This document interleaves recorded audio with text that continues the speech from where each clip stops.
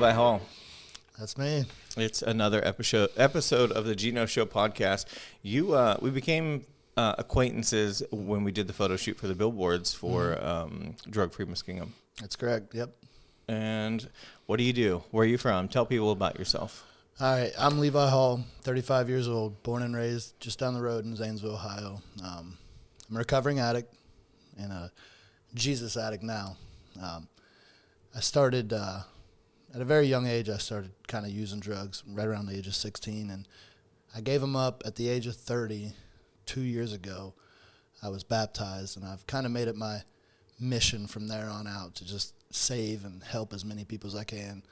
The world, you know the world today. There's so many people out there struggling from anxiety, depression, addiction, alcoholism. Yeah. And I'm trying to reach for one more, Every day it's like, you ever watch the movie Hacksaw Ridge where he's like, all right, give me one more. That's how, when I wake up, I'm like, all right, God, give me one more person to save. So That's so funny. It seems like there's a common theme. Everybody that freaking comes on here asks me if I've seen a movie, and I'm the worst. I don't watch movies. I watch like motivational speeches and all those things. If you ask me about one of those people, yes, but movies, no. No. But give me one more. So, yeah. You'll have to watch that one. It's a good Hacksaw Ridge. That's it, yep. I'm sure everybody watching this has seen it, so. I would assume so. Yeah. Yeah. I'm the only loser. That's all right. We forgive you, man. You can watch it tonight and text me tomorrow and let me know what you think. Yeah. So you're a recovering addict, and you're big in the church. Yep. Which church? I go to Cornerstone Church in Duncan Falls, Ohio. Yeah, and it's a pretty cool church from what I can see online. Oh yeah, it's awesome, man. It's awesome. It's small. The town of Duncan Falls has about 800 people, and our church can hold up to 1,200 people. So you pull into this little town, and then you get to the church, and you're like, wouldn't expect this to be here, but it's so awesome because so many people migrate. I mean, we got people from Cambridge, Zanesville. We got people that come from Newark, all over the place come to this church. It's been rooted, I believe, since the late 80s. I don't want to lie and say the wrong year, but I think around 86 or 87. When I was born. Yeah, yep. 87. That's interesting. 1,200 people. Like, does it fill up on Sunday? On an average, we have 2 Sunday services. We have an early service, and then we have a 10:30 service. And on average, you'll get 400 to 600 people per service. So usually in total about 800 if you add 800 to 1,000 if you add both services together. That's wild. We have a Worthy as a Lamb production. It's the theatrical show for the Easter play. It's about the death, burial, and resurrection of Jesus Christ. And we put it on 3 nights. And each night that we have that, it's packed. They're Worthy as a Lamb. Yeah, Worthy as a Lamb. Yep. That sounds cool. Yeah, it's packed. So you walk in and there's all kinds of chairs, all kinds of people. It's pretty awesome, man. Yeah. Are you in the play? You play a part? Yes, I am. Unfortunately, I'm the guy that arrests Jesus. So. I was going to say, not the lamb, right? No, I'm not. No. I'm the guy that after the play, I'm praying to God, like, please forgive me for what I just did on stage. Yeah. Yeah. That's pretty cool. Yeah, we have, I think just in the city limits of Cambridge, I think there are 22 churches. Really? Yeah, 22 or 28 or something like that. It's crazy. It's awesome because, here lately I've seen it more and more, and I know you can attest to this too. There's a huge revival going on, not just in this area, but, it seems like all across the nation. Yeah. Each week we're seeing more and more people coming to church that have never came or haven't been in a long time. So the need is there. You say Cambridge has, 30,000, 40,000 people. There's 22 churches, but Cambridge itself has 10,000. The county has, Guernsey County has, I want to say 60, maybe? 60,000? Okay. Is it 60? I think it's 60. Let me look it up. Okay. Yeah. But Cambridge itself, the city limits has, I think, a little over 10,000. It keeps going down every year. So I wonder why. I don't know. We'll have to figure that one out. But I think that there is a revival, and people realize more and more that they need faith. You got to have faith to get through life. Mm-hmm. We were just sharing a little bit of our stories offline, and it's just we would have never became who we are without faith. No. Like you said, we were just talking before we started recording, and me and Gino were speaking on being at rock bottom, and the only place you had to look is up. And you know, being at rock bottom, the worst of the worst, if you don't have faith and hope, how can you ever, you know, think of even achieving reaching the top? You couldn't, you know. And faith in yourself doesn't get you very far, because look to where it led us, you know, in the past. Yep.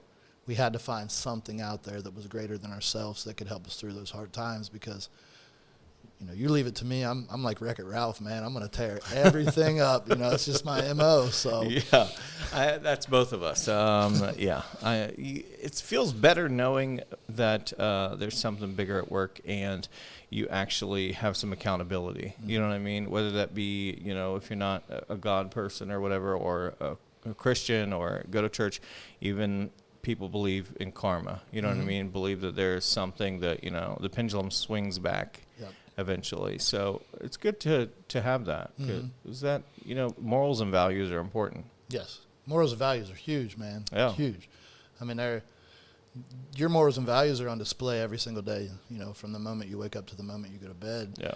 And I like the quote, be the change you want to see. Mm-hmm. You know, so many people out here are crying for change and wanting something different, but what are they doing to help with that change? What's their morals? What's their standards? How are they treating other people? Are they loving other people? Are they being nice to people? Are they helping other people out? And I feel like if you want to see change, you have to be part of the change. Yeah, absolutely. This is bugging the heck out of me. I got to go turn this air off. Okay. And the bathroom fan is on. I can hear it. The light and fan are together in one switch. And it sounds like a wind tunnel. So hold on. All right. There you go. Okay, we're back. It'll go off in a second. But, yeah, morals and values are important. And quotes are a big thing in my life. There's a guy that I like, and he says, just F and do it. Mm-hmm. He says, it's like Nike, but with the F word. And I think that is true, too. You just got to, like, whatever you want to do in life, you got to start doing it. Mm-hmm. Like getting sober, you know. I was telling you I didn't go through a program or anything. You did. I didn't. And so, but we still arrived sober and living lives beyond our wildest dreams. You know, you said I went through a program and you didn't. You know, if you look, we went two separate ways, but if you look at the foundation of both, we both had to buckle down. We both had to put in hard work. You know, like we were speaking earlier, you're not going to gain anything without putting forth that effort. Yeah. You have to be able to wake up on a daily, surrender and say, you know, I'm going to do whatever it takes to put this down. I'm going to do whatever it takes to make this change. So, you know, I went rehab. You didn't. I don't know how you ever got sober. Thank the Lord he was there with you, because that would have been a hard path. But a lot of faith. A lot of faith, and a lot of hope, and determination and hard work. Yeah. Speaking of faith, how would you, because people that aren't where we are with faith, which ours are different but similar. Mm-hmm. How would you convince people, or not convince people, how would you tell people to find faith or start approaching, investigating faith for themselves? Or, because you're in church more than I am.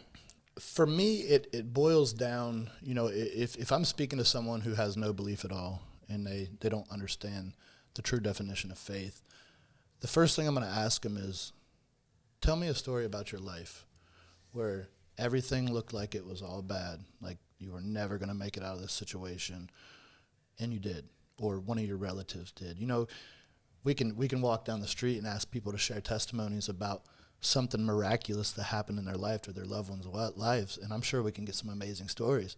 But in the same breath, I feel like a lot of them people would probably say they might not believe or might not have faith in God. But man, like, you can think back on your life now that you're where you're at and you have faith and you believe. You can tie those together with, man, that was a God thing. Yeah. That was a spiritual thing. You know, that wasn't luck. That wasn't coincidence. That was a spiritual thing. Yeah, I don't believe there are any coincidences. I don't either. I don't either. You know, Jeremiah 29:11 states, you know, God had already planned and predestined our life for us. He knew how they were going to play out, what choices we were going to make and what our repercussions were going to be for our choices, but he also knew the redemption story to it too. He's the one that wrote it, you know? Yeah. When you say he knew our lives were going to play out, like, I'm not a Bible scholar at all. and I have started to like dive into the Bible and like wanted to understand it more. And for someone who is spoiled by God, that's how I look at myself. I'm spoiled by God because I didn't have to get baptized. I didn't have to pick up a book. I didn't have to do any of that stuff. And he saved me from myself. So, it's hard for me to understand some of the Bible and some of the things that it says. And you said he predestines our lives. Like, for me, I'm a very simple-minded person. So I look at that and I'm like, well, if, why would he put me through all this stuff, or why would he give me free will and know what I'm going to do? You know what I mean? It's like a kind of a contradiction. All those questions pop in my mind, and I'm sure I'm not the only person. Oh, man, I have those questions still to this day, and I'm very dedicated in following the Lord and very dedicated in the Bible. It's kind of hard to answer that question. The best answer I can give you is when I say it's predestined and pre-planned. God didn't, when he was creating us, when he was creating our parents, he didn't say, I want Gino to be an addict. I want Levi to be an addict. We have freedom of choice throughout our life, right? He knows which way we're going to take. But the great thing about it is he uses all the hard times, the bad decisions we make, he turns them into something good when we surrender ourselves to him. He turns all things into good for his purpose. He's using my addiction, my past, for something way greater. Same thing with you, man. It's a miracle and it's a blessing you're here today. Right. And think of the outreach that you have. Think of the community impact you have. Gold is diamonds are pressurized before they are, a beautiful diamond, and gold is put into fire to be refined. And I feel like the trials and tribulations we face in life aren't sent by God, but he uses those to refine us. And if we are resilient and we put our faith into him and we make it through the other side, that's what makes us who we are. That's what gives us our testimony and our story. And, when you were opening up to me and you said you're spoiled, you didn't have to be baptized. Think of the thief on the cross. You got Jesus in the center cross. You got two thieves next to him. One thief was mocking him, making fun of him. The thief on the other side said, remember me when you're in paradise. Remember me when you get to your kingdom. And Jesus said, on this day, you will be with me in paradise. He didn't get baptized. He didn't read the Bible. He wasn't a follower of Jesus. He believed. He believed that Jesus was real. And that's all it took. Yeah. Yeah. That's interesting. I didn't know. I'm not a Bible scholar, but I didn't know that. So, yeah. All these things, I go to church and, I don't go every Sunday. I've skipped a couple Sundays because I've been, bogged down in these questions in my mind. You know what I mean? Yep. Trying to figure out just, the thing about hell came up the other day. And I saw a video of a guy breaking down in the Bible, that God never created hell. So, and I mean, the guy's pretty popular. He's been doing the Bible stuff for a long time. And I just thought that was interesting that he said there is no hell but on earth. Guess I haven't heard that one before. It's interesting. And so, if you think about it, we're like, oh, you're living in hell. You're living a life of hell, all this stuff. Because we put ourselves in that situation where we are just our own worst enemy. And yeah, it's just understanding the Bible is complicated and complex, and it really takes some patience. It does. And faith, like we said. I can remember earlier when I first started going to church and decided to give my life to the Lord. I would start reading some Old Testament stuff, man. It would really throw me through the loop, with the sacrifices and everything. And I couldn't understand, why did this have to happen to atone for our sins? Why did, certain things have to happen that you don't see in the real world today? And it really, there was a lot of times where it stumbled me and it caused me to backslide because I tried to understand too much.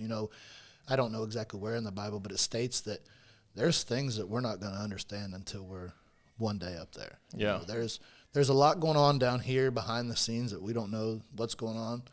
that we're not going to understand. And I feel like sometimes, I don't know about you, but I can get myself in a rabbit hole trying to overanalyze things a little bit, right? You know, but when that happens, man, I ground myself, and I bring myself back to the moments like what me and you were talking about, what you shared with me, a little bit of your spiritual encounters. That right there sums it all up, man. Yeah. If I'm ever having any doubt, I remember those moments that I had with the Lord. I remember what God brought me through, where I once was and where I'm at today. And it's like, nah. Yeah, well, that's why it's like I know for a fact that there is a God. Mm-hmm. You know what I mean? And while I don't believe that is a man on a throne somewhere, I do believe that it is, the Father energy of all things. Yep. And I believe that it did create us and all that is here and will ever be here. Because with things so intricate, someone else pointed this out in a video I watched the other day. He was talking about like the mechanisms of the brain and the nervous system and just how everything operates. And if one little piece were to be out of line, like you could be blind. Yep. And it was a doctor that studies eyes and like all the science behind eyes. But he's like, he didn't believe in God, and he looked into the system of the eye, and like if there was not this mechanism that met up with this other mechanism, you'd be blind. And for that to come out in every single person, pretty much every person born seeing besides the blind, and then we see blind people and they usually have some other amazing gift, Yep.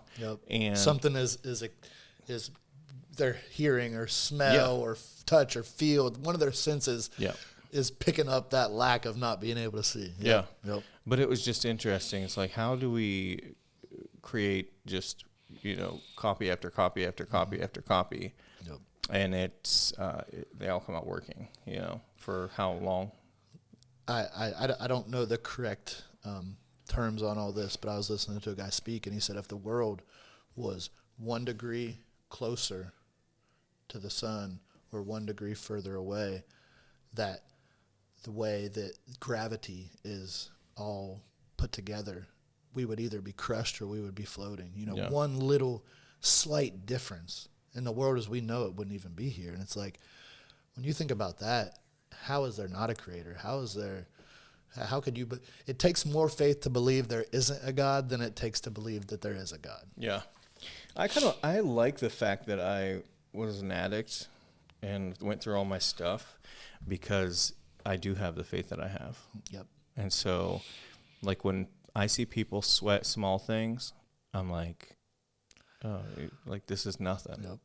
You know what I mean? Yep. Like, or I see how, like, small sometimes people think about their own lives, and I'm like, you got to think bigger. Right. But it's because we've been through what we've been through that we have that, and we have that faith instilled in us. People ask me all the time, like, man, wouldn't you like to go back and change your past? And it's like, no. And they look at me like I'm crazy. And it's like, yeah, but you've been to prison multiple times. You've had multiple drug overdoses. You have, been in the gutter before. And it's like, no, I wear that proudly. Yeah. Because it's like, I am a walking testimony for God for what he can do in someone's life. And in my early recovery, I didn't even believe. I wasn't reading the Bible. I wasn't praying. I wasn't baptized. I wasn't doing all those things. But, man, he had his hand on my life the whole entire time. And it's like you said, looking back at that, I am grateful for what I've been through. It built who I am today. And I may not be perfect, but I'm a work in progress, but I love it, man. Yeah. I love who I'm becoming. Yeah. Every day becoming someone new, a new version of yourself. It's always, and that's, people see like us now and they probably think, oh, got it all figured out. It's like, no, every day. Still learning anyway. Yeah. Yep. Every day grinding. And once you achieve like a certain level, like you get sober, you know what I mean? Mm-hmm. And like you you get into a relationship and start a little business and things like that. Then you're like, what else can I do? Yep. Like, and then you start pushing yourself to the next level, and it's like, all right, yeah. Yep. We, looking at the bigger picture, it's like addicts are hardwired to just go, go, go, go, go. And it's like once you learn how to harness that energy into something good, Yeah. I chase dope from the time I woke up to the time I go to bed. I was on the grind all day long, and it's like now that I've learned how to harness that and to invest it into something good, into building a family, building a business, building relationship and friendships, Yep. man, like the sky's the limit. Yeah. And it, you had brought up like early on getting sober. I tell people all the time, looking back now, and you can probably agree with this, getting sober was the easy part. Yeah. Fixing the person inside was the hard part. And like you said, it's a daily thing that we have to do every day. Yeah. We might not battle with the temptations of addiction now so much as we used to, but we deal with a lot more. Like we had to figure out who we are, who we were, and we had to figure out where we were going to go from there. It's like, this is who I thought I was for all these years, but it wasn't. Like now I got to figure out who am I really supposed to be here? We were just paralyzing ourselves from who we were going to be. Like you literally put yourself in a numbed state, and you're not allowing yourself to evolve being on drugs. Do you have cravings for drugs ever? So I will be 100% honest with you here. I was a hardcore heroin meth addict. I crave those zero. But the one thing I still to this day have to fight sometimes is the craving for weed. Because in this day and age now, we have normalized it so much, right? Mm-hmm. It's now legal. You can't drive down the street without smelling it, and it's coming from someone's car. And it's like, I don't battle it a lot, but there's little times where I'm triggered. You're driving down the street, there's a smoke dispensary everywhere you go, and it's like the devil starts playing tricks with you, and he's like, well, it's legal. It's not in the Bible. It doesn't say you can't smoke. But here's my thing. No, in the Bible it doesn't say you can't smoke, but I'm an addict. Anything I'm addicted to, food, TV, my phone, and it's like I have to keep on high alert at all times, because if I go smoke today, what am I going to do tomorrow? What am I going to do the next day? So it's like I don't crave the hardcore drugs, but there's still times where I have to fight off the weed temptation. What about you, though? I don't have any cravings. Really? No. No. And even if I did, I wouldn't sit here and say I did. Why do you say that? Because if you don't want something in your life, don't talk about it. That's true, man. You speak it into existence. You give it, I don't give myself permission. That's true. But I don't crave it. Yeah. I like that, because what you tell yourself is what you start to believe, correct? You do, 100%. Listen, like I said, didn't go to a program, but what I did do and what I still do every freaking day is post motivational crap, listen to motivational crap. Yep. That's all I do. That's why I don't know any of your movies, because that's all I do. You're not listening to them, That is all I do. Seriously, I drown myself in it, and it speaks for itself. What you consume is who you become. Yes. Whether it's drugs or content or whatever, How big, I am a big motivational person too, but I want to ask you this question as well. How big in your recovery and who you are today is because of the people that you have in your life? Like, do you have a good core group of people or a person that you reach out to or you talk to on a daily? About what? Just life. Like, do you have that person that you can lean on, depend on, or a group of people? I have my family. Yeah. But I don't have a sponsor or anything like that. Not that there's anything wrong with that, but it's literally turn on a video. That's what gets you through. Turn on a video. And some of them are cutthroat. In your face, quit being a sissy kind of stuff.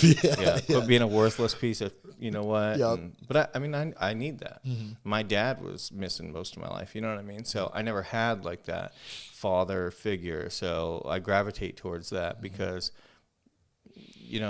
there's a lot to be said about, having your dad in the household when you're being raised. Yep. If he's a disciplinarian. I was just sharing with you before we started. I go into the local JDC every other week and hold group. JDC is Juvenile Detention Center. Yep. The one in Muskingum County. So they got a couple different pods, a few male pods and one female pod, and I go and I spend an hour with each of the pods. I just went this Friday, and I had a realization when I left. A lot of those kids in there are in there because they don't have guidance. Yeah. I'm not taking away the fact that they did something wrong, right? Right. But, man, the story is the same. I go around the room and I ask these kids the same question. This kid didn't have a dad. this person's mom was too worried about her boyfriend. This kid, both their parents was on drugs. And it's like, Yeah. you start to see how important parenting, and maybe not even parenting. You know, I've got a man in my life now. He's my pastor. His name's Jamie Harrop. He's not blood to me, and I have an amazing dad, but that dude stepped into my life and was like, listen, I'm going to show you how to be a man. I'm going to show you how to treat your children, how to love your wife, and how to deal with your issues. And once I had that example set before me, it was like I had a instruction manual now, you know? And these kids don't have that. And it breaks my heart to see that, because it's like they are such good kids. They made bad choices, bad mistakes, but a lot of it boils down to they didn't have a father in their life. Yeah. And they're asking me how to overcome this. And I'm like, man, I don't, you know, what do I say to these guys? Yeah, I can't tell them to go out and find a new dad, because that's just not, you don't get to pick your parents, right? No, and you can't rewind, you know, you can't go in reverse. So I did like Joe Dispenza, Dr. Joe Dispenza is big on meditation. I told you, you know, I got into meditation, and that's a big part of my sobriety.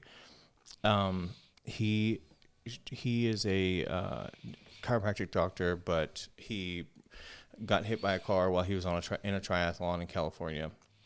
Got hit by I think it was a Bronco or a pickup truck or something, and busted his spine all to pieces.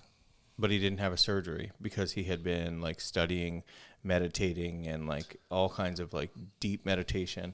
And he never had surgery, but he laid and meditated every single day for like weeks and weeks and weeks. And literally his spine rebuilt itself. It's insanity. That is crazy. But now he does seminars traveling all around the world, where he has Harvard and like the University of Southern California, like all of their medical classes or whatever. They follow him and take data off of the people that he has meditating. So they're doing like brain scans and body scans, and like they have people coming in with like cancers and all kinds of different things, tremors and, you know, vision problems. And so they're meditating, and like things are changing. So it's very interesting. That's pretty cool. But the biggest part is he says that you need evidence. That's why he has people do testimonials. He said, you need evidence. We need to see that somebody like us did it, and that gives us the okay. It allows us to understand that we are capable of doing the same thing. Makes sense. So you need evidence. So that's like with the kids, I studied, like that's what I went looking for. When I heard him talking about evidence, I was like, oh, well, I need to find like drug addicts that have like turned their life around. Yep. And so that's what I started looking for online, and like motivational speakers that had been through drugs and da-da-da-da-da. And I started looking for those, and I never found that one that was like, you know, all the things that I was at one time, but I found a collection of similar circumstances. Yep. And I saw evidence, and then I started believing in myself. And that's with them kids. They need to see a kid that's made it out of that similar situation. They need evidence. Yep. Yeah. And you know, you're 100% right. When I go in there and I share some of my past and some of my stories, I mean, you can see it on their face, you know, which one, you know, I might share a testimony of my broken home, you know, when I was a kid, and you can see certain kids connect with that. You know, I share bits and pieces of me being molested as a child, and you see who it impacts. And it's like, these kids have just been through so much at such a young age. And like you said, where they're at, they have no faith and hope. Yeah. But when they see someone like me or you, and we share our story with them, and they see, you know, where we're at today, that's true. It gives them that evidence that this can happen. Change is real. Change can happen. It happened for you. It can happen for me. Exactly. Yep. We have some of, you know, like matching circumstances, you know, and we're literally machines. You know what I mean? Yep. We're collecting data all the time, you know, analyzing situations, and we're looking for information. And once we get that information, that's what changes everything. Yep. You know, it's having that realization hit you. Yeah. You know, like, wow, okay, this is doable, this is obtainable, this is possible. And not everyone's going to jump on board. Some people aren't ready for it. You know, some people get locked into being a victim, and that's how they get their attention, and, you know, that's how they kind of live their life. And until that doesn't work for them, they won't be forced to change. That's, you know, I'm kind of dealing with that here lately. I was talking to Pastor Jamie a little bit today, and, you know, I have a group of men that I kind of help out and mentor a little bit. And, you got some that's excelling tenfold, doing great. And then you got others that are, everybody progresses at their own rate. Yeah. But you have the ones that are kind of soul suckers, man. Like, I can't do the work for you. You got to do the work. I can help lead you. I can help guide you. I can help inform you. And it's like they're stuck in such a vicious cycle that they don't know how to apply what you're teaching them to life. And then it just becomes kind of like a pity party thing. And you got to be careful with that, man, because there's been moments where it's drugged me down a little bit and kind of got me in a slight bit of rut. And I feel so terrible for myself because it's like, what am I doing wrong? Why aren't they changing? Why aren't they getting better? And I start beating myself up on it. But you're right. I think you have to have that moment in your life where you're like, okay, I'm willing to do whatever it takes to change. And some people aren't able to make that switch. That's why I like discipline. That's why I like the in-your-face kind of. And I think, you have to have that. I think we've gotten too soft, as a world. Yes, there are a lot of mental health things and stuff like that need to be handled, but that's why they have doctors for that. You can go see a doctor for that. But if you don't have something like severe that needs medical treatment, then you probably just need to buckle down. You know what I mean? You probably just need to be kicked in the butt, not literally, but Right. You probably just need to be told, like, okay, suck it up, let's go. Yep. You want a better life or do you not? Yep. And some people just need that cold hard truth. And you just, dude, the word truth was just right here on my brain, and you said it. And that's, my pastor looked at me one day and told me some stuff that kind of hurt my feelings. And he said, I love you enough to tell you the truth. And it's like, what's he mean by that? It sucks when they do that. But it's real, right? It is real. If I don't inform you with the cold hard truth, I'm doing you an injustice. I'm not doing you any good if I'm over here painting this picture of sunshines and rainbows and that things are going to be all great when it's going to be a struggle, it's going to be a grind, and it's going to be hard sometimes. But right? when it's genuine, you're like, oh, crap. Yes. Like, oh, man. Yeah, right. I deserve that. Oh, yes, yes.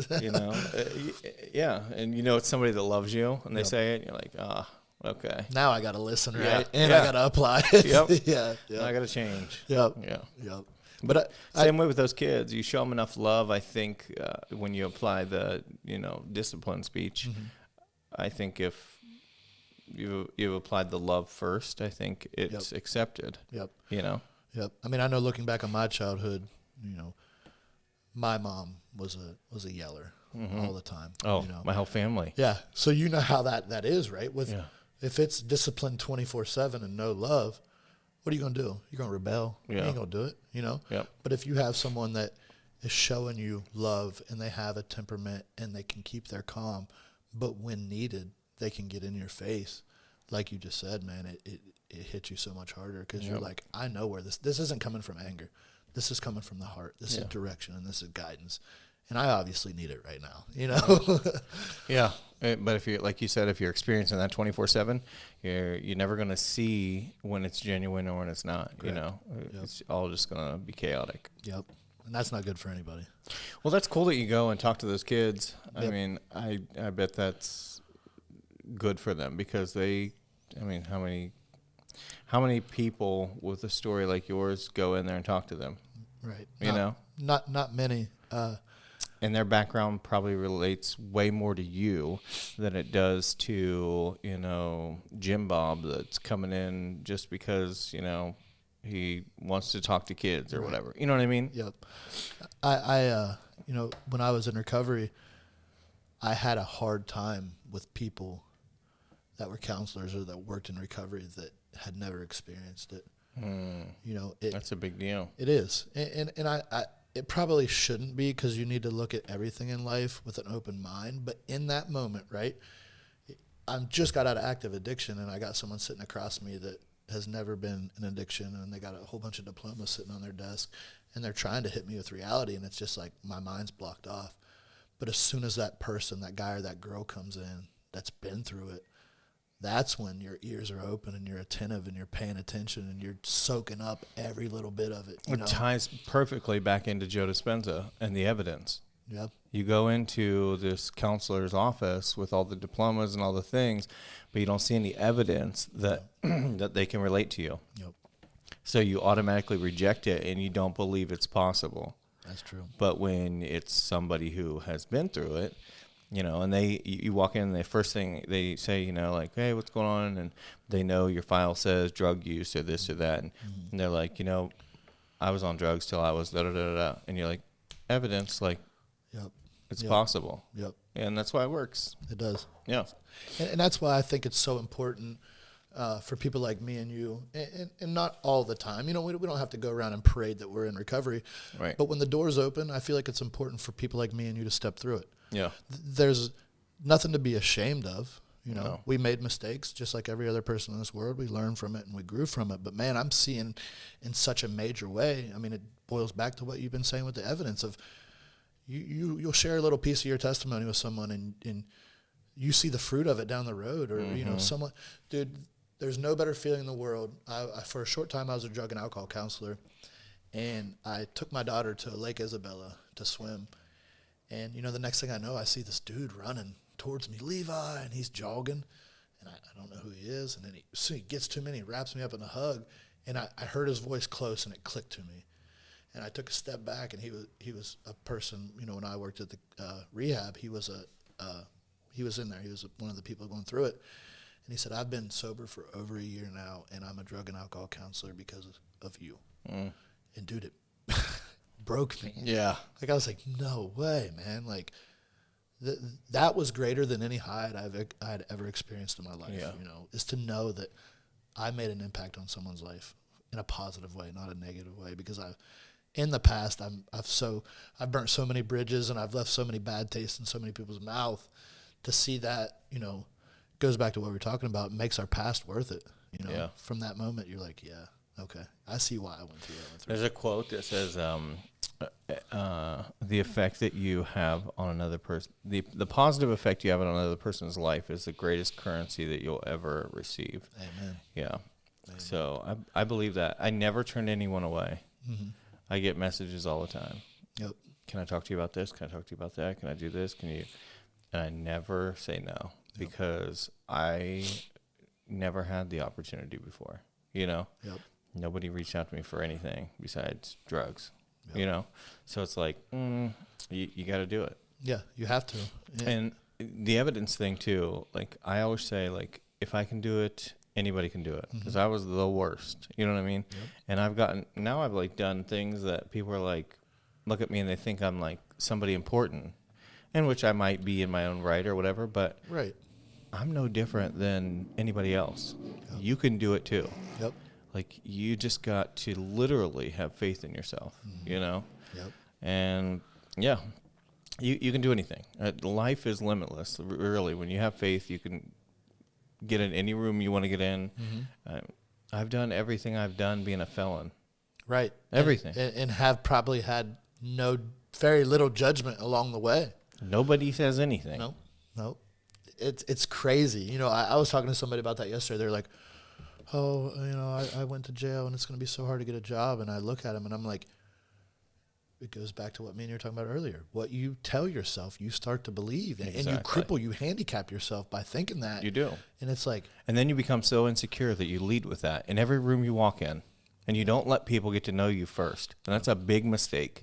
You never put a weakness on the table, okay? Especially if you're insecure about it. You don't put that shit on the table and then expect people to give you a chance. Right. Show them who you are, who you've become, and then later on down the road, if you feel like you can trust these people, then you can do it. And you don't even have to. Right. If they want to do their due diligence, go ahead. Yep. But let them get to know you first for who you become. Yep. Don't offer that shit up. And can you relate on this, with what you just said, what we've been through? Do you think that it allows you to be more accepting of other people? Like, you meet someone, we all have that initial thought. When you first meet someone, your brain is just wired to start kind of thinking, like, feeling that person out. But do you feel like now, with what you've been through, you have more grace for others? To an extent? I think I have more grace for others because I know that we're all just trying to figure this thing out. You know what I mean? So I don't really take it to heart too much, but I also trust my instincts. Correct. I'm a very good judge of character. Yep. And so if I shouldn't be around you, I ain't going to be around you. You know what I mean? Right. I don't make excuses or exceptions or anything like that.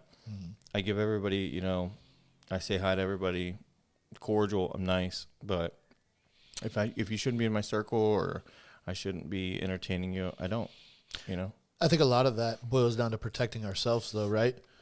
The first time I ever stepped foot into Cornerstone Church, our pastor, the lead pastor, Pastor Steve, he, he's in his 70s, but he, back in the day, dibbled and dabbled with drugs as well.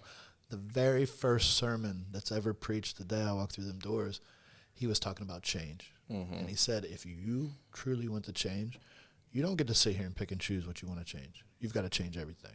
all of it. All of it. People, places.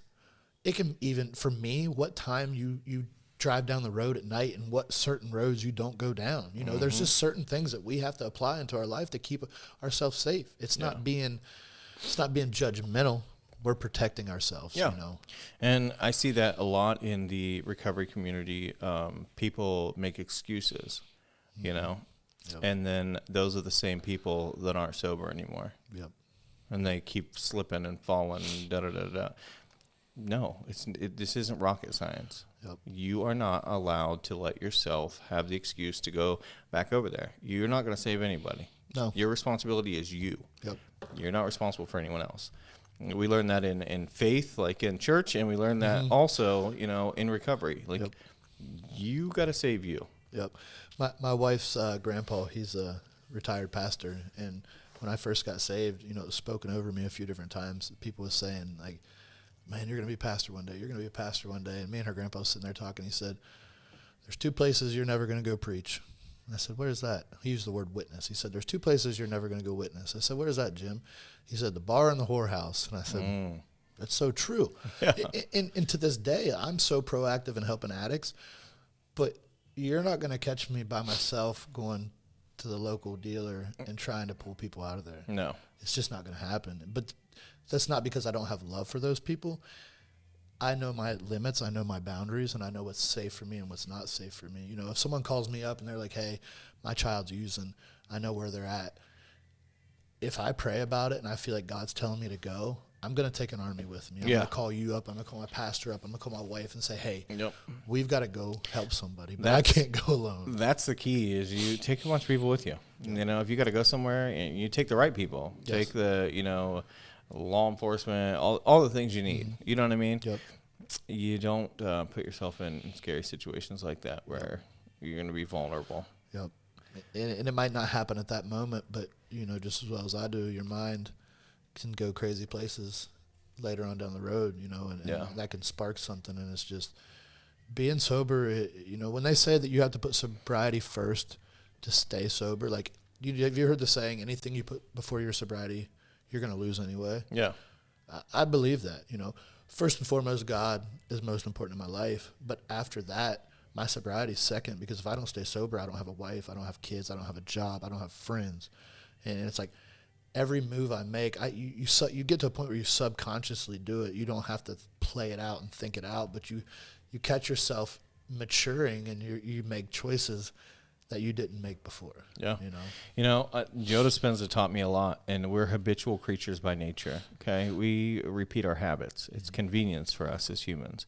And so when you have had the habits of, the drugs and the wrong roads and, all the wrong people, all the wrong things, people, places, things. I tell people that. If you're not willing to upend all that and change all those habits, you're never going to stay sober, because you're just habitual. It's a hamster wheel. You got to start a new wheel in order to stay going. Yep. If not, you just revert right back and you get right back in that loop. Yep. Eventually, it's going to catch on. You can try and dodge it all you want, but if you leave, any of those things in place and don't upend everything, and sometimes that means you got to throw some of your family to the side and be like, look, I'll come back later. You got to cut people off. Anybody that triggers that, cut it out. And are you serious about it or not? And unfortunately, I've had to do that in my life to some people that I really, truly cared about and loved. And, what you just said is sometimes you have to cut people off. I've learned that there's been people that I've had to put space between and distance between, and there's people that I've had to cut completely out. And there's some that understood it and respected it. Yeah. Because they cared. Mm-hmm. But there's others that, as soon as you try to put yourself first, it's like, you're such a selfish, piece of crap. Who do you think you are? And it's like, I'm not trying to say I'm any better than you. Yeah. I'm saying that I have to better myself. And sometimes that means saying goodbye to some people. Sometimes it's for a season, but man, sometimes it's for life, you know? And just as well as I do, recovery, sometimes you have to make some really hard choices. Yeah, absolutely. I like easy friends. My life is too busy. I need friends that I can get together with and not see them for a year, and we pick right back up. Yep. I don't need you nagging me and bugging me and right. Yes. all this guilt trip. I can't do all that. Yep. My brain just is not made for that. Yep. I can relate to that. I'm a very, very people person. I'm very high energy all the time, and I just love being around people. And then it's like, when I'm not around people, my friends will text me and I won't answer, sometimes till later on the day and the next day. And it's like, please don't take that disrespectful. That's just the kind of person I am, Like you said, I want life to be as simplistic and easy as possible, Yep. Don't get me wrong. There's some times where I, really need conversation or need somebody and the text or the phone calls will come up. But most of the time, I just hitting someone up. Hey, man, you want to go grab lunch today? I mean, look how spontaneous this was, man. Just one day. I mean, since we had met for the photo shoot, I had thought about it. Man, me and Gino, it'd be awesome to do a podcast. And just out of the blue, I messaged you. I was like, hey, when are we doing this? And you set it up like, all right, man, Monday. And we really hadn't talked much since we did the photo shoot. But it's cool that, we can come together and vibe and chill and have a good time and be vulnerable and transparent with each other. And we don't have to have communication every single day. Yeah. Yeah. And I just, because people message me like, oh, do the podcast. And I just kind of feel it out, Yep. If it happens easy, like ours happened, I do it. If it's too much, I like simplified. Yes. It might not look like it with all these chords and it's a lot of stuff going on in here. Yeah. There is a lot of stuff going on here. But I like life simplified. So if it's too much resistance, I'm just like, no, maybe another time, But think of how long we lived in resistance all the time. Yeah. Think of the chaos and the madness that we lived in for, how long were you in active addiction? How many years? 19 to 27. Right. So 8-9 years probably. Yeah. Most of your adult life. Almost a decade. Yeah. Right. And it was straight chaos and madness the whole time. And it's like once you get sober and you start learning what peace is, you can't get enough of it. Like you said with the meditating thing, I meditate for sometimes hours a day. But you need that. Yeah. Look where that peace and that calmness has gotten you. Yeah. You're a different person. Yeah, and I don't really get offended. I don't get too bent out of shape about anything. Mm-hmm. I don't know. I just when you see things and you've been through things and you understand that it's so much bigger than we could ever imagine. It's crazy. So much more than crazy. No wonder Jesus said be more childlike. Yeah. Because there's no, like you said, no sense in trying to understand it all. Mm-hmm. That I get caught up on trying to, because I'm think I'm private investigator of the Bible. Same, you know what I mean? Yeah. And I'm all right, I'm driving myself nuts. I was, I got a 6-year-old stepson and a 5-year-old daughter, and they are at church with us. I'm at my church probably 5 out of the 7 days a week. It's just my happy place, my safe place. And I picked Emerson up from school. I think it was last week, and we're riding in the car.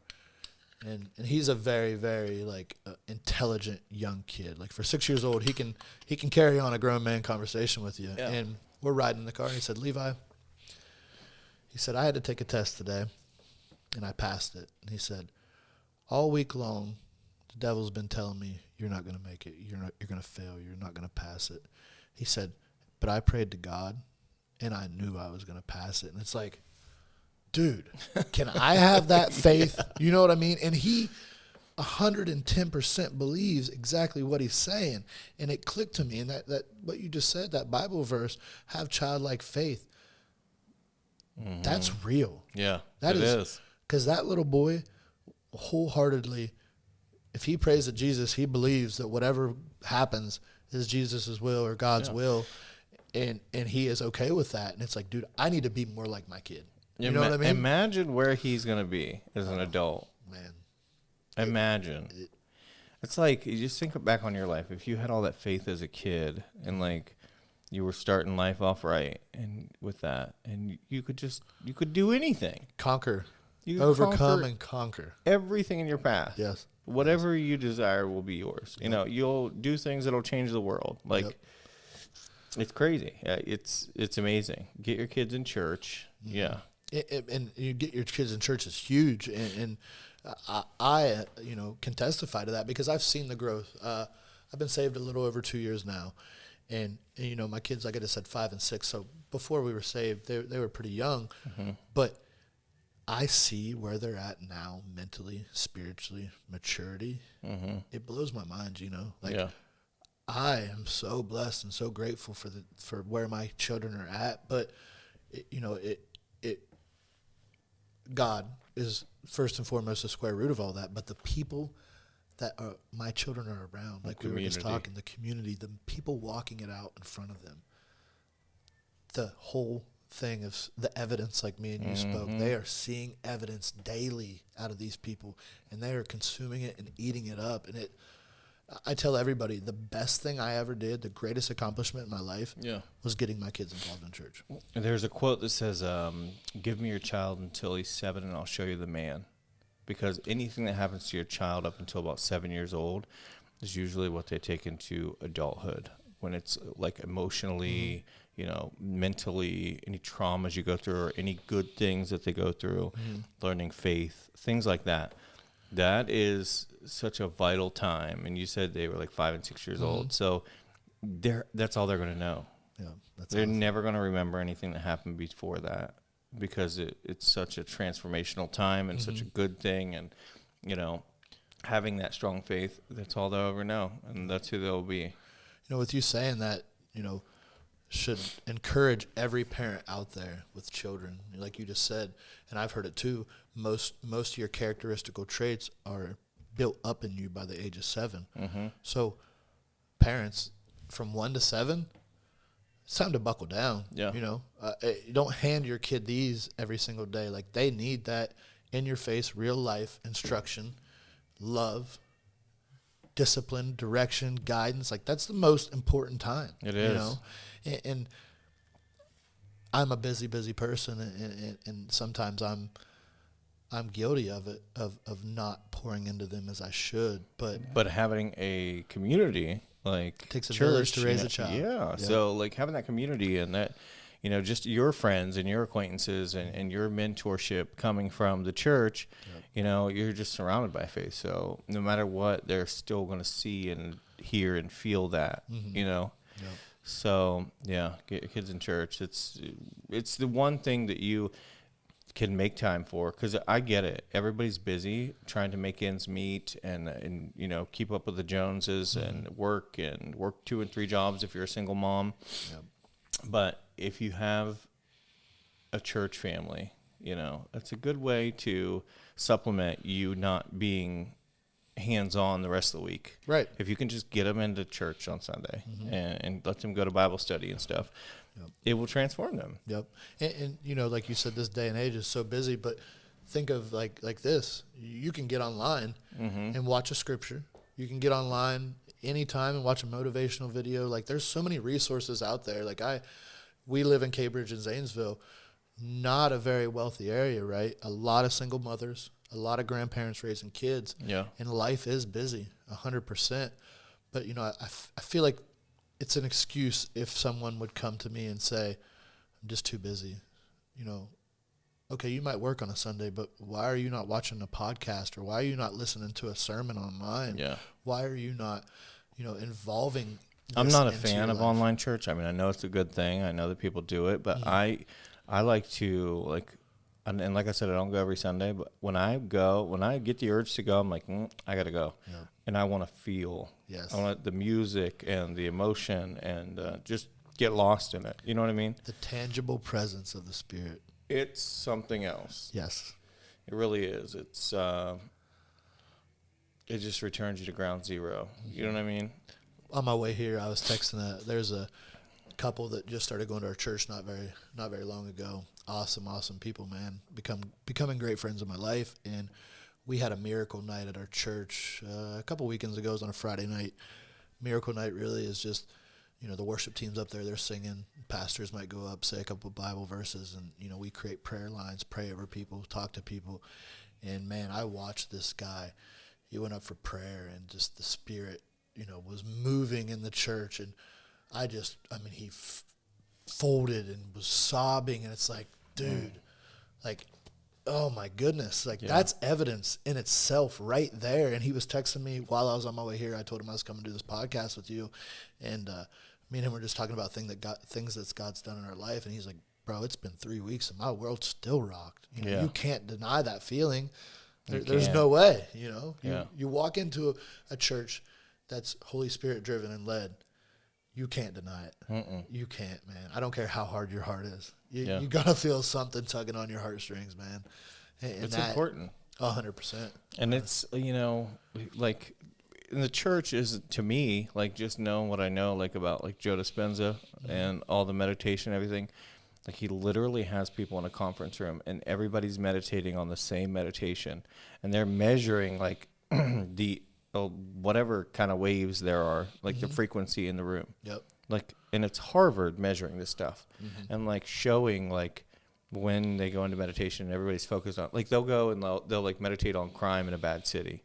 That's another thing they do. Yep. And like the crime numbers will literally fluctuate on the weekend they're there.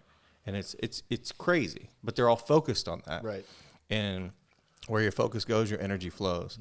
And that's all we are, is energy. And I think that, just like in the church, if someone goes up for healing and everybody's aiming at that person and shooting them just a bunch of love and peace, and you feel that. Yeah. I'll share a quick story. Right after I started going to church, my dad's been diagnosed with cancer. My mom passed away in 2011, the same year my dad got diagnosed with leukemia. And leukemia is one of those cancers where often, it targets your white blood cells, so you're not able to fight off infections and sickness. So chances are you don't die from the cancer, you die from something else. Yeah. And I'm probably 2 to 3 months into church, still not really believing, just kind of going through the motions. And my dad texted me and he said, hey, I just got some tests done and pretty sure I got prostate cancer. And the first time in my life, I started texting people like, "Hey, can you pray for my dad? Can you please pray for my dad?" And there was, Bible study groups praying for my father, and so many people in the church. And a week later, he went back in to get tested, and everything was normal. He still had his leukemia, but all those test results where the doctors were like, "Yep, you've got prostate cancer," gone. Yeah. And I was like, that was the moment where I was like, okay, prayer is powerful. Yeah. Like this does work, because I know my dad didn't just make up last week that he had a high probability of having prostate cancer. Yeah. Like, I knew it was real. I knew it was legit. And then for him to text me that, I was like, man, like, it was a game changer. It is. And you, like, we talked earlier about speaking stuff over your life. I don't say negative things over my life. Yep. You will never, Yep. I just know. I know, like I know, like I know. Yeah. Yep. Whatever you command over your life is what's going to come. And so, even in the midst of like all my addiction and everything, like I was just like, I'm going to be this person and and here I am, And did you ever think that you would be where you're at? Like, I know you stayed positive when you finally decided to make that change. No, because now it's beyond my wildest dreams. Because, like, I gave up my one and only son when I was in my addiction and all that stuff. And, like, he didn't even find out that I was his biological father until he was, like, 13. He's 18 now, but like now, like we text each other. Like he makes me give him money all the time. Like, you know what I mean? Kids like, do that, right? But it's like, I never thought, I knew it would happen, but I didn't know how. I don't know, but you got to have faith in that stuff. And you got to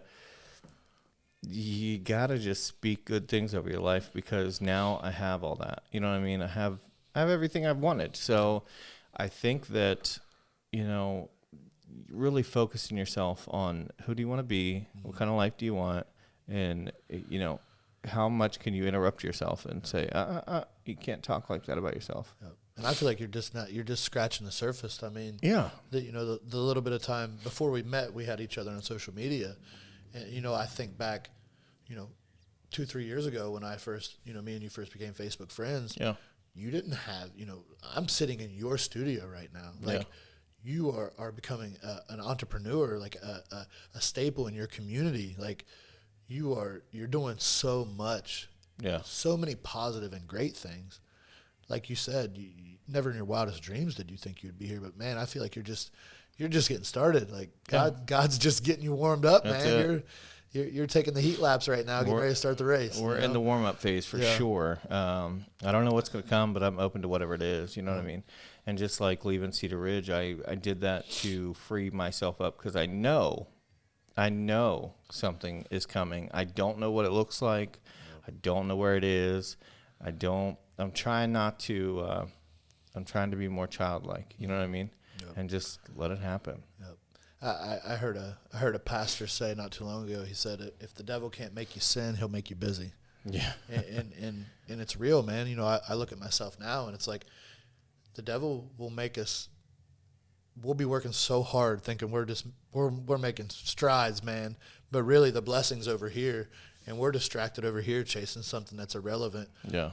That's not even in our what God has in store for us. But we're so driven and so focused on that. Chasing a dollar. Yeah. Just to spend it all. Just to spend it all. Right. and we're over here missing all these blessings on the other side. Yeah. But it takes a leap of faith for you to be able to say, okay, I have a secure job, insurance, benefits. You had a vehicle from the from you had all company that. car. Yeah. But for you to say, okay, I know that there's more for me. I know for a fact that this isn't where I'm supposed to be. How are you comfortable making that jump? Like, for the people out there listening, like, how do you say, like, what made you like wake up and say, okay, I know that this isn't what's in store for me. I'm going to go chase my dreams. Like, how did you get that courage? Yeah, because I've done it before, and I know like the telltale signs. Like, I started to get really unhealthy. Like, my blood pressure was out of whack. I was stressed out every day. And it wasn't really because of anything other than I just had this nagging thing in the back of my mind. It was like, this ain't where it's at. Like, and God started asking me in the morning, like, what's the end goal? Yeah. Is the end goal to be, some big shot at Cedar Ridge? No. The end goal is to do your own thing. Yep. So what are you wasting time for? And I start talking to people that I know and trust and love, and they're like, don't be like me. I suffered for 3 years and, got on these psych meds and cried every day when I came home from work. And I was like, fuck this. Yep. I'm out. Yep. But you know what I mean? Like, I pay attention to all those details in life, like the people you love, your health, your mental state, like, and I can't stand that for too long, because I've been homeless. Yeah. You know what I mean? I've been on the streets. I've been to the depths of hell on earth. Like, so nothing scares me. And that's like it's a very touchy thing with people like us, because we've seen the worst. So it's health insurance ain't shit. You know what I mean? Like, yes. I've quit many jobs with health insurance. Unless I'm like a pregnant woman, even then, like, I mean, there are ways you can do it. So yeah, that all being said, I pay attention. I'm very self-aware. But you see, for me, I see so many people in this world that get comfortable, right?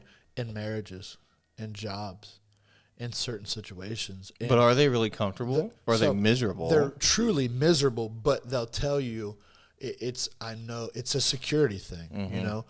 Well, I know that I can't stand my spouse, but I know that when I come home, the meal is going to be cooked, my lunch is going to be packed, the clothes are going to be washed, and I don't want to be alone. Or, you know, so many people keep themselves in a job because, you know, they got insurance, they got 401k, but a lot of it boils down to not having faith and being afraid of change and being afraid to just step out and try something new. And I feel like that life in its own is, you got to explore. You got to figure out what truly makes you happy. And life's way too short, man, to be stuck in a situation that you don't really want to be in just because you're secure. Yeah. Right? Yeah. But there's so many, you know. Or because it's a title, or, you know what I mean? Like, Yes. Because people see me, they're like, oh, you know, that he went from being a drug addict, now you're a director at, like, one of the biggest companies around, and I'm like, that doesn't mean anything to me. No. Like, you see it from that perspective, but I see it from the perspective of, like, if God took me from, like, where I was and brought me all the way here, do you think this is it? Right. Like, you think it's over? Yeah. Like, no. Like, something big is happening after this. It's only over if you allow it to be over, right? Everything starts in the mind. Yes. And it's hard to, you know, throughout life, it's all a walk of faith, because you didn't know what was going to happen the moment you said, okay, I'm done with this job. You know, your work could have dried up the next day and you would have never known, but you had faith that God had something in store for you, but you also trusted yourself. Yeah. Like, you know how important that is trusting yourself, knowing that I'm going to be okay.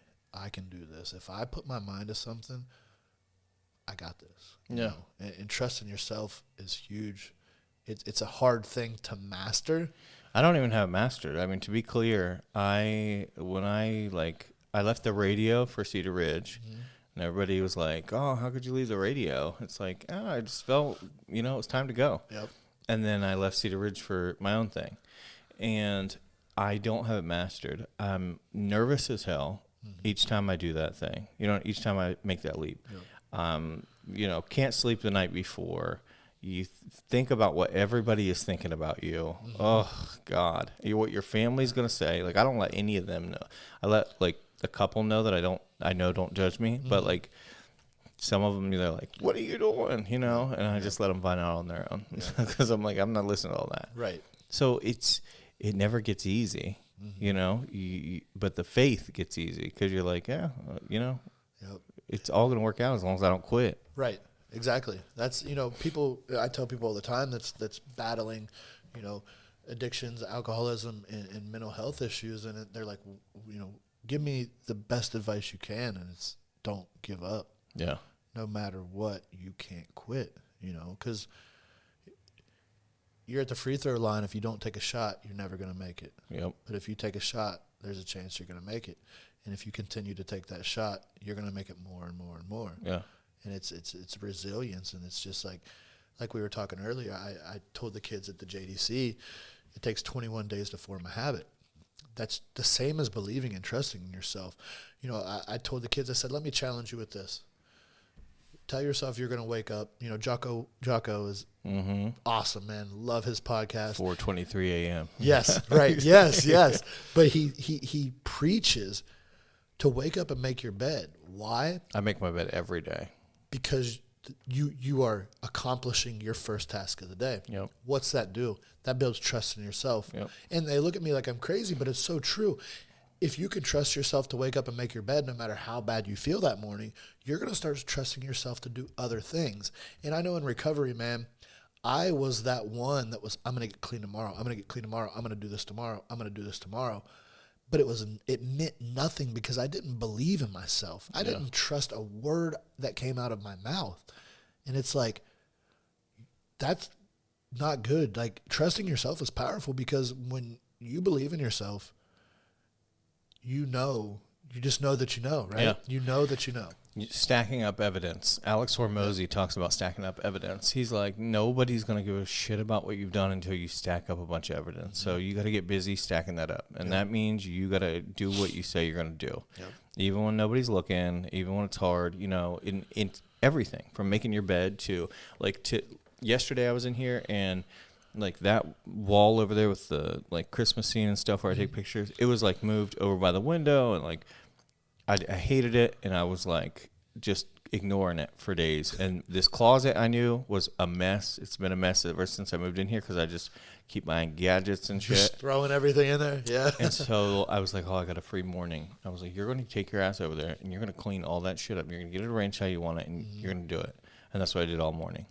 But I knew that I was telling myself, like, this needs done. Yep. And then you're like, okay, I got to do it. You know, I got a free minute. Do it. Yep. And now I feel so much better. I'm just at ease. But how much easier would it have been to be like, I can get it tomorrow? Oh, it would have been fine. Nobody would have noticed. Yep. But I would have knew Yep. in the back of my mind, like, you worthless piece of shit. You Get know. off your butt. Yeah. Get it done. Yeah. And Yep. that's how I talk to myself, too. I'm like, get the hell up. And, yeah. Yeah. I'm the same way. I do a lot of positive, hardcore self-talk. You know, it's like you're in the moments and you're like, all right, you sissy. Like, Yeah. come on now. You got this. You Don't have be, to. Don't be a wimp, you know? And people can't be afraid to talk to themselves like that. Like, because, you know, you're the one that loves yourself the most. Right. Or at least you should. And if you don't love yourself the most, you should probably find a way to do that first before you start being hard on yourself. Yep. But once you are showing yourself some love and, like, you're really believing in yourself, like, it's okay to push yourself. It is. It's healthy. It is. I mean, it's just like working out. If I go into the gym and all my reps are at 75%, I'm going to see very little growth. But if I take myself to failure, that's when you see the most growth. Yeah. When you push yourself to the hardest limits, to where you're putting every fiber, every bit of energy you have in it, that's where you see the growth. And it's in everything in life, you know, trying to learn things. When, you know, I asked you, I said, where did you get trained to do all this stuff? And you said, I taught myself. Yeah. I taught myself how to do it. You had to dig down deep. You had to work hard, and you had to study. You had to hands-on, like you were learning all the stuff. You were putting all the pieces together. I've tried so much crap. And A lot of failures, yeah. right? It's still not perfect, but I'm doing it Yeah. because I know you learn in doing it. Exactly. You don't learn by just, you know, hoping you're going to be perfect one day. Right. You got to get in there and you got to start doing it. And then eventually it all comes together and everybody's like, oh, look at this guy, you know? You brought up loving yourself. If you don't mind, I'd like to touch on that because, you know, when you say loving yourself, people, if you walked around the streets and asked people if they love themselves, Yeah. a lot of them is probably going to tell you yes, but deep down inside, like I feel like a lot of people probably wouldn't. And I can attest that it's really hard to love anybody else until you genuinely, truly love yourself. Mm-hmm. And I don't know about you, but for me, loving myself was accepting my mistakes, accepting who I was, and not trying to live two separate lives. Right? Yeah. For me, like, when I finally started loving myself was the moment where I aired out all my dirty laundry. I told, you know, this is who I was, this is what I did, this is where I'm at, this is where I'm going. And for the longest time, I was at Cedar Ridge Rehab as a resident, and one of my counselors said, I want you to go back to your room, and I want you to look in the mirror, and I want you to tell me tomorrow the first thing you look at when you look at yourself in the mirror. My answer the next day was my arms, right? And she laughed, and she said, do it again. So then I, you know, went and did it again, and she was like, what'd you look at this time? I can't remember what I told her, but she said, until you can look at yourself in the eyes in the mirror, you got work to do. Mm-hmm. And it's so true. Like now, you know, back in the past, I didn't even want to look at myself in the mirror because I was so ashamed of who I was, right? But now I'm proud of myself, and I love myself enough that I can look at myself in the mirror. But like, how important to you was loving yourself? Like, that's big. For me, it was monumental. Like, to finally be able to love myself. It was the key. Mm-hmm. It was the key because until you love yourself, you're not going to do right by yourself. Yes. You know, and it's I don't know. Loving yourself is the hardest thing to do if you don't have that. And usually, if you don't love yourself, you come from a household where your parents didn't know how to love themselves. You know what I mean? Yep. It's handed down. It's that, give me a child until he's 7, I'll show you the man type thing. Yep. It's instilled in them and trained into It them. is. And, most of our parents here in like Appalachia, Ohio, were raised, kind of rough around the edges, and Definitely. not with a lot of love, and not with a lot of compassion. It was more like Marlboros and Natty Light or something like it was Natty Light and Marble Res. That's what made you a man, right? Yeah. And and there was no like hugs and kisses and all that good stuff. For some there were, but for me, no. And my mom never had that. Like that never came from her household. And my mom had to learn how to love herself too. And for a long time she let men, just treat her any certain way because she didn't know how to love herself. And so it's been kind of funny seeing both of us go through this transformation of like finding out how to love ourselves and like just how we deal with life and stuff like that, and share all of that experience together. But loving yourself, it's hard.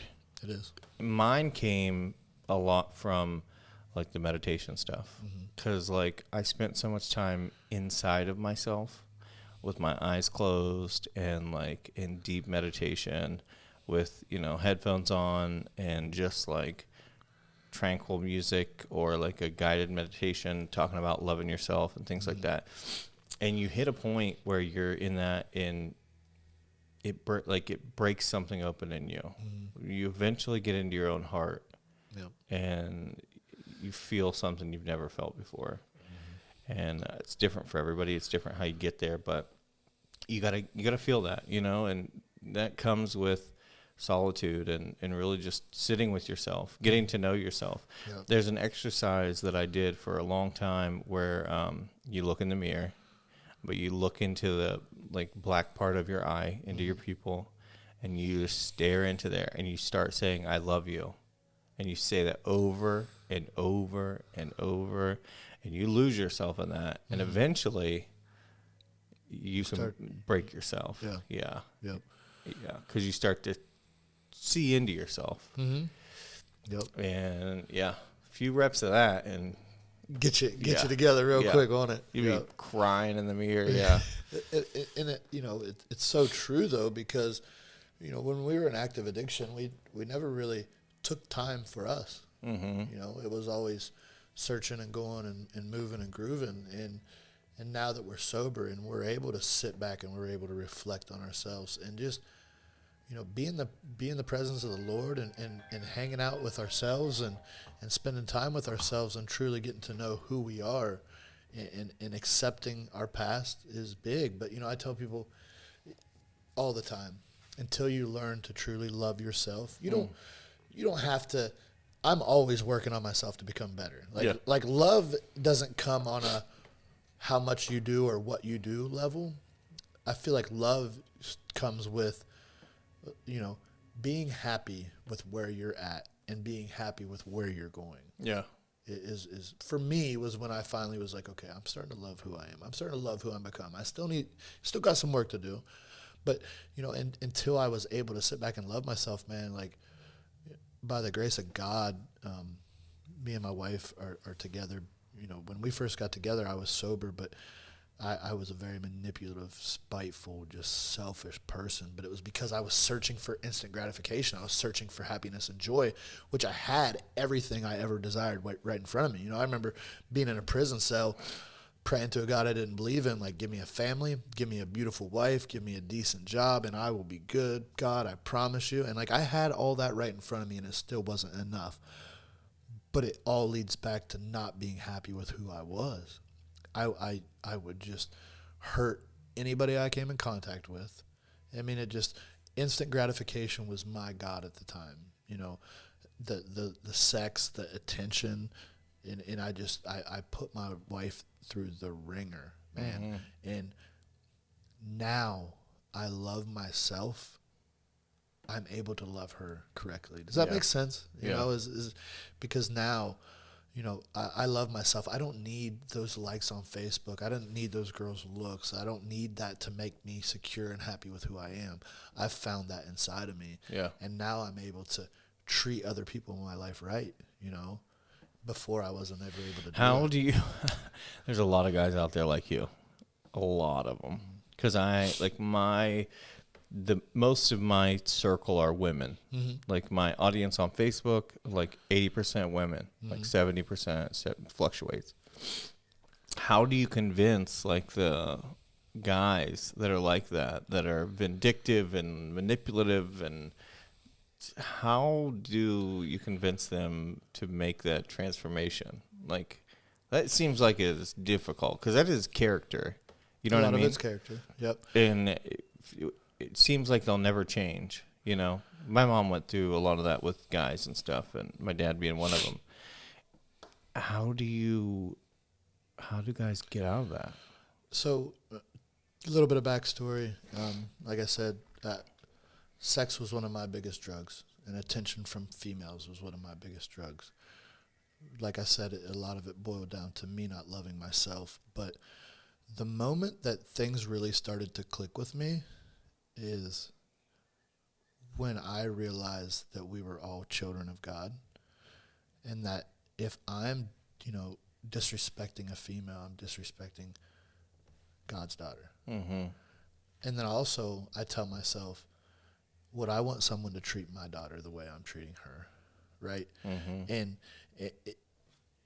it's for a guy that doesn't have a child, or for a guy that just won't believe in God, you know, it all boils down to integrity. It boils down to what do you believe inside? What's your morals? What's your standards? And it's like, if they just think that women are just a piece of property, and you know that all they are is a sex tool. Mm-hmm. It's hard to get a man out of that shell. It's hard to break a man's belief like that, right? But I will tell you this, it all boils down to internal. Men treat women that way because there's something wrong with them inside of them. Yeah. You know, and it's if a person's not willing to put forth effort or change, or if they don't feel like they have an issue, I don't think that, you know, they're ever gonna, I don't want to say they'll never get out of it, but you have to you have to admit that you have a problem first. Yeah. So the first step for a guy like that is to admit that what they're doing is wrong. Just like addiction. Yeah. Yeah. But if you know, if you're talking to, you know, if I'm that person and you're talking to me and I won't admit that the way I treat women is wrong, it's going to be really hard to persuade me any differently, right? But if you can bring forth that evidence that that's not how a man is supposed to treat a woman, then it changing the way they think, changing the way they act is going to be really hard. But, you know, a lot of it too is how, and I got to proceed with caution on this. A lot of it too, though, is the way that some women present themselves.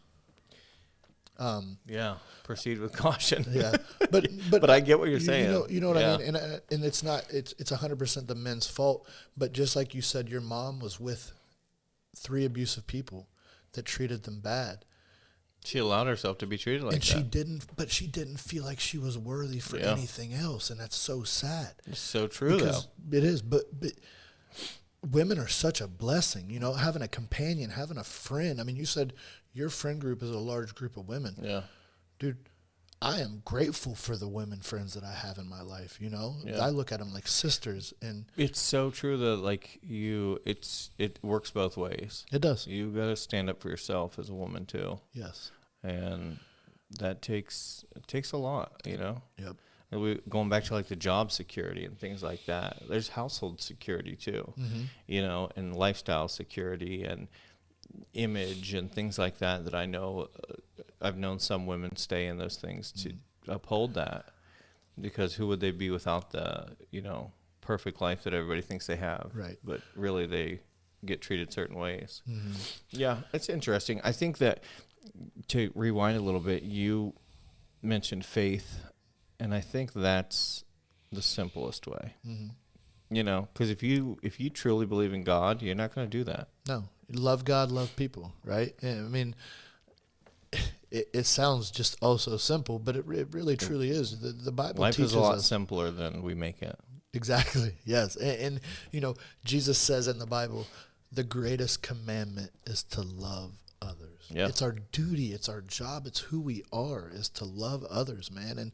And, as we're talking about this topic, I've been sitting here in my mind thinking about all the stuff that I put my wife through and how she stuck by my side through it all. She prayed for me. She helped me out.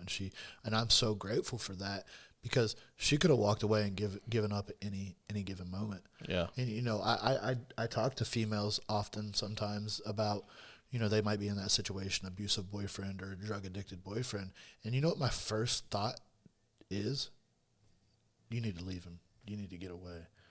But then I think, like, dude, what if my wife would have just given up on me? Because I was that pig. I was that terrible person, and she never did. Yeah. So it's hard to navigate. That makes it real difficult to navigate. Because yes. what if it's a really bad relationship and like they really do need to get out, but then you have a bias and you're like, but what if she would have left me? You know? Yep. And that's what, like, when I said I need to proceed with caution, that's what I usually tell them.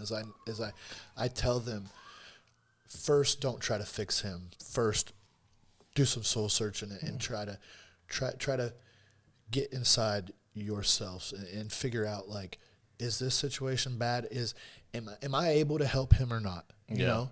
Because there's some out there that's able to be helped. They just need love. They need guidance, and they need a woman, to, hey, this is how you, like you said, they were raised not seeing a father treat a woman correctly, so they don't know how. So some of it is retraining and reconfiguring. And women have that special, like, intuition. You know what I mean? So they have, crazy. they can tell, like, things that we'll never be able to put our finger on. Yes, dude. And so, use that discernment That's what I was going to say. see where you need to go. Yep. And I think they all know. I think we all know. I think who are we kidding? You know when something's good and when it's not good, or when it's, Yep. You get that feeling. Yeah, it's just like the job, leaving the job. I was like, yep. It just hit me, and I'm like, oh, this ain't going to last long. Right. And I literally, I went in that Monday. I sent the email with my resignation and, thanking them for everything. And then they emailed me back, thanked me, and I had an assistant, and they were like, oh, if she's willing to take your position, can you get her up to speed by this Friday? Mm-hmm. And I had given them a 2 weeks notice, and I thought about it. I went back after lunch, and I was like, I'm not staying an extra week. Why would I stay an extra week? Right. Like, I was like, I'm leaving this Friday. And they were like, oh, okay. And I was like, why would I stay an extra week if, you got my number. Like, right. It's not like I'm writing you off. Yeah, like, it ended on good terms. Like, yeah, I'm taking a step in this direction. Yeah. Because this is what I feel like I'm being called to do. But that doesn't mean that I'm not here for you. Like, I'm not going to help you out if you call me. I'm not going to text you. It's not like the person you are. You're not just going to burn a bridge and leave on bad. No. You're a lover, man. Like, you want to help people. That's just the person you are. Yeah. So it's. And I'm not trying to create enemies. Right. I'm just doing what I feel like I need to do with my life. Yep. And the ones that love you the most are going to respect your choices and your decisions, and they're going to back you, as long as Gino's not doing nothing bad, they're going to be like, hey man, everybody has been great. Yeah. Everybody. Supportive. From church to Cedar Ridge to everywhere. That's awesome. Yeah. That's when like, okay, this is right, because it's all just kind of playing itself out. I just me and my wife bought a business at the beginning of this year. I had a great job. I was in the pipeline, working out of town, made awesome money, and the opportunity to buy this business came up, and I knew nothing about graphic designing and T-shirts and signs and banners, but something just told me, like, this is it. Like, you need to try this out. And I was driving to Cincinnati, and I've been praying all week, like, God, tell me what I'm supposed to do. Like, if I'm supposed to buy this business, you need to speak to me. Mm-hmm. And I'm stuck. I'm on I-75 South, and I'm stuck in rush hour traffic. And I promise you, Gino, I'm sitting there, and I look up, and there's a billboard with a Psalms. I can't remember the Psalms, but it had Psalms, whatever, picture of Jesus, and it said, here's your sign. And I was like, How much clearer does it get? all right, got it. You know, you got me. So I took that I leap love of those faith. moments. Oh, dude, it was so awesome. Like it gave me, it gives me chill bumps talking about it. But I took that leap of faith, and it was like explosion after explosion after explosion, right? So we buy the business, and just everything's going bad, and I'm sitting back like, God, was I really supposed to do this? You know, it's like, am I supposed to do this or not? Because it's not seeming like it, but I continue to have faith because I knew that God, you know, gave me confirmation. You know, fast forward a couple months from then, and it's like, it's been a blessing. Yeah. And it continues to become more of a blessing, and it's just like, okay. But imagine if I, you know, through them hard times, if I would have just been like, nah, man, this is too much. I'm not doing it. You know? Yeah. If you would have gave up under the first, you know. Yeah. Could have went right back to that job and just been like, okay, that wasn't for me, you know. But having that faith and just trusting that it's going to work out, and just casting my cares to Him, and just, you know, let your will be done, not mine. Don't surrender on earth, just surrender to God. That's it. Yeah. Yep. That's what you got to do. And I think that's why there's like only so many successful people. Mm-hmm. You know what I mean? That like really make it, is because it is a son of a gun. It is. To make it. And it's, you know, you're going to lose sleep. You're going to lose hair. You're going to lose. Oh, gosh. So much. Yes. It's not easy. No. And especially startup, right? Yeah. Yep. And it's, you got to be fortified. You know, you really got to be faithful. Yes. To get through it. That's, square root faith. Yeah. And yeah, I think about that often. It's like, why isn't everyone successful? But then you get in and you're like, oh, that's why. Yeah. And, you know, success looks different to a lot of people differently. You know, when I think of success, I do equate monetary into that. You know, I do think a successful person, you don't got to be a billionaire, but someone who has some, you know, financial freedoms. I made a post on Facebook yesterday, and I said, you are either using your giftings for God or you're using them for the world. And some guy made a comment on there and said, yeah, sounds cool if you want to be broke. And I didn't respond right away because I was like, man, I don't know how to approach this. So, you know, I sat back and I kind of said a prayer, and it hit me. Like, success is different for everybody. Yeah. To me, success, like I said, has some monetary value, but it also, success is happiness and joy and freedom and peace. And it's like, I'm not rich by any means, but to me, I feel like I'm on my way to success. Yeah. You know, and just like you leaving Cedar Ridge, like we had spoke, success to you doesn't look like a 9-to-5 with a title. Yeah. Success to you looks like you chasing your dreams and being able to navigate when you want, where you want, and how you want. Yeah. You know? Being able to do all the creative things that I love, you know, like this. Yeah.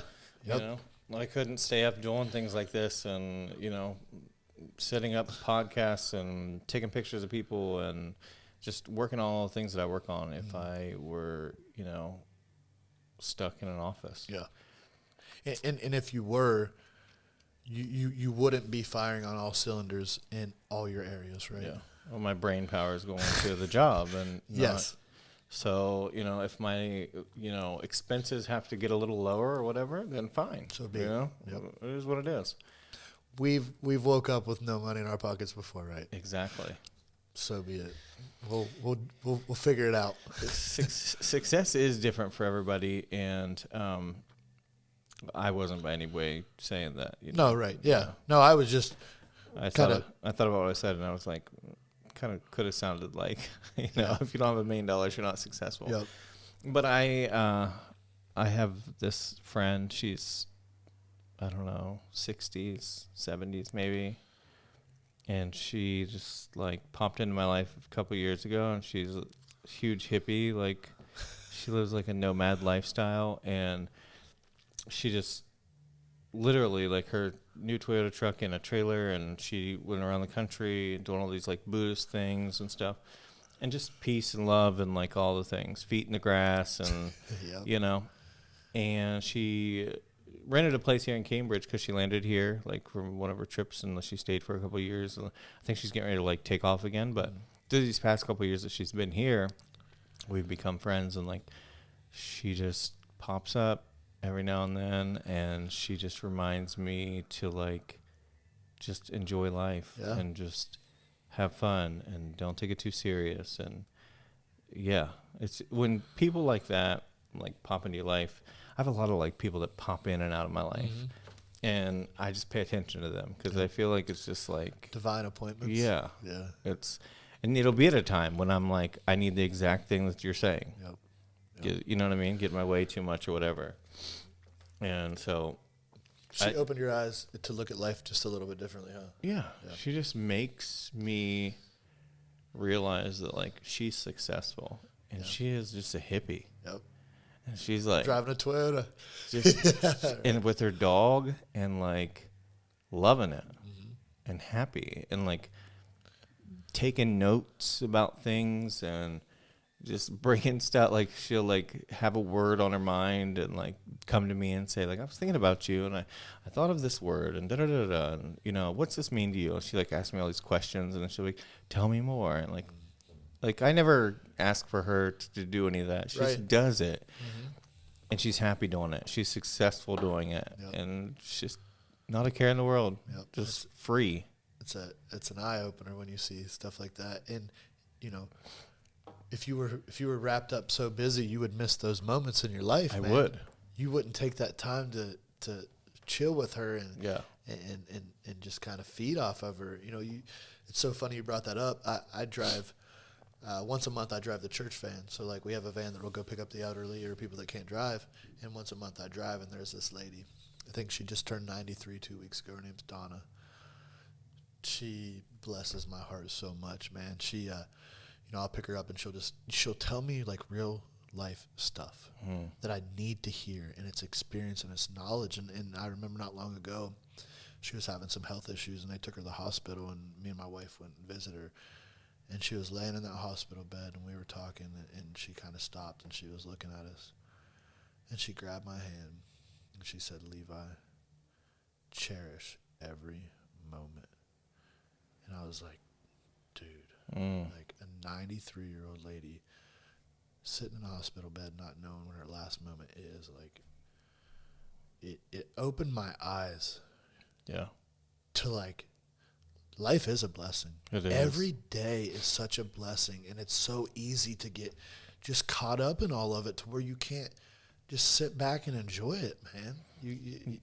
Journey, the hippie. She goes by Journey, and she told me, she sent me a message the other day, and she said, remember, you're living out a miracle life. And I was like, oh, okay. I was like, okay, It's just send stuff like that.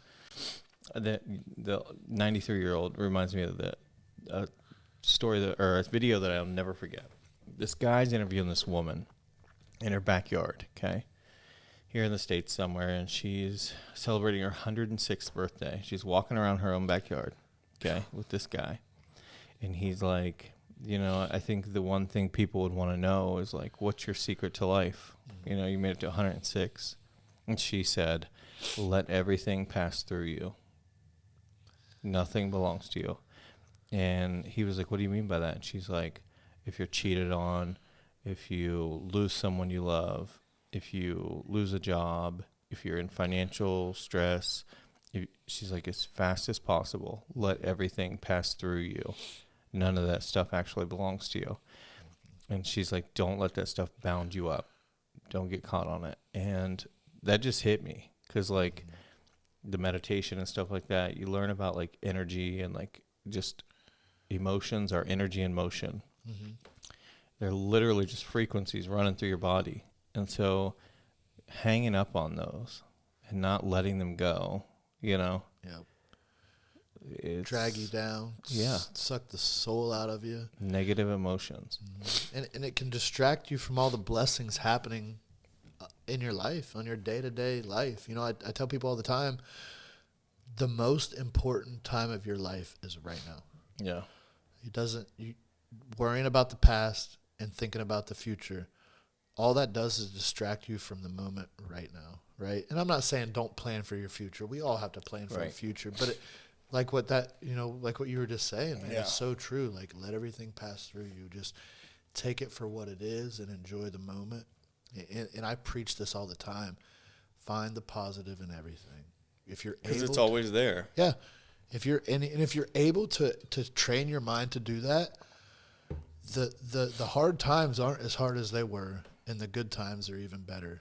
You know, when you're able to just focus and just be like, man, you know, I'm thankful and I'm grateful for this, and I'm blessed for this. And it's just like, I heard a guy, he was talking, he said he was in a traffic jam, and he was so mad, you know, he's freaking out, losing his mind because he wanted to, you know, get to wherever he was going, and come to find out that traffic jam ended up saving his life. Because if he would have not got stuck at that light, I can't remember the full story of what had happened, but there was a multi-car accident, and it would have been him.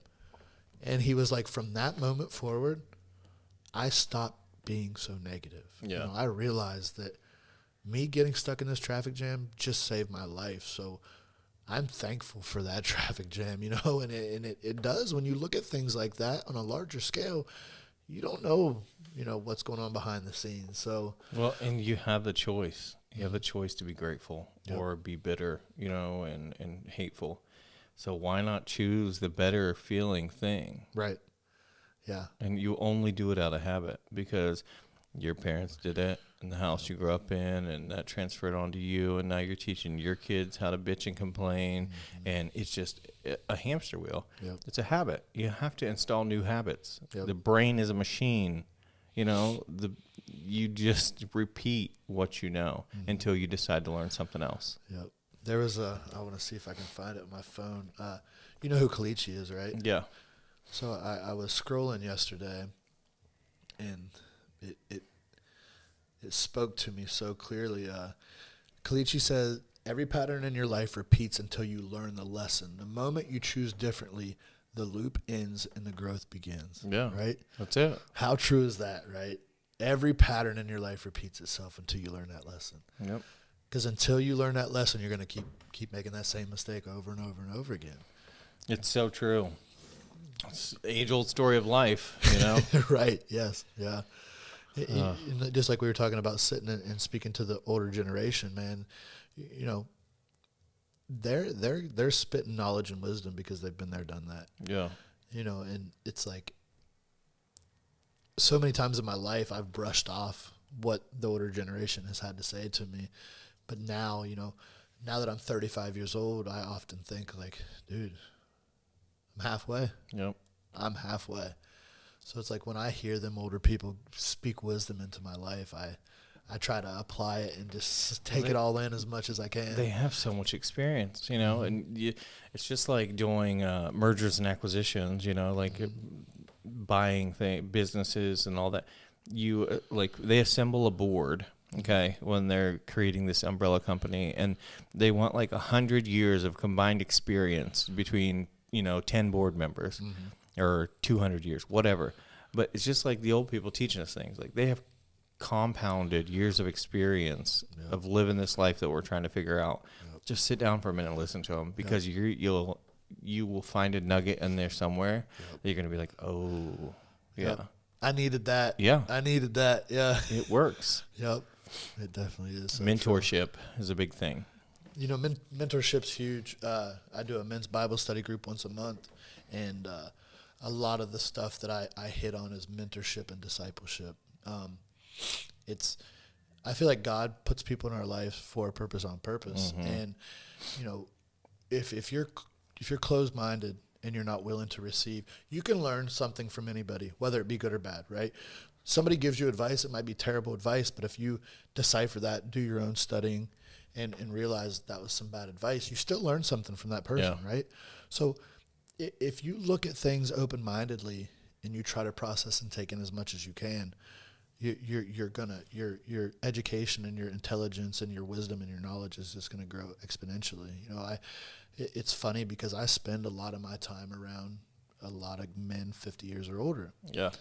But I'm soaking up everything they put into me. as much as I can. You know, my two pastors are father and son, and they own a farm. And I'll just go out there and I'll help them out and hang out with them, because it's just like, I've got the two, most amazing people right now teaching me just life lessons, man. And getting it all for free. Yeah.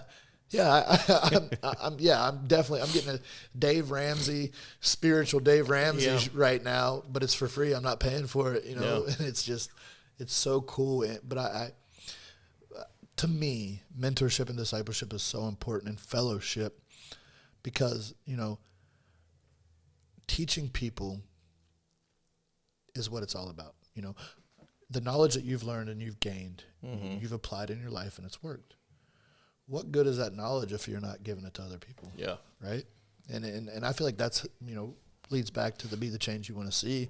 That's how people grow. That's how people, mature and get better, is by someone who's been there and done that, sharing their knowledge and wisdom with them, helping them through it, giving them advice, It's the best thing you can ever do with it. Yes. It's 100%, man. And if we're just storing it in our brain and we're not passing it out to other people, what the heck good are we, And it ties it all back to the evidence thing. Mm-hmm. People need it. Yeah. People need it to make it. Yep. You need evidence. Mm-hmm. It is the strongest encouragement that you too can change your life, is evidence. Yep. And so the more you share, the more evidence is out there. Mm-hmm. I agree. Man, this has been fun. It has. I literally looked at my phone. I did a podcast not long ago at my church, and we were like 20 minutes, and I looked down, and I'm like, me and Gino's been at it, man. We're doing it. We're going to have to do it again. For sure. I really appreciate you letting me come on here, man. I just want to say before we end, it's been a blessing and a privilege. I appreciate all that you're doing in your community and mine, and I just, you're inspiring. Thanks. Seeing what you've been through and where you're at and how humble you are it's a reflection. I often think back at it, like just your humbleness and just who you are it's awesome. It's encouraging. So thank you. Keep doing what you're doing, man. Yeah. I'm definitely proud of you for turning your whole life around, and it's good to see other people do it. It's evidence that it's possible for everybody out there. Yep. I appreciate it. Thank you, sir. All right. Appreciate it. Yep.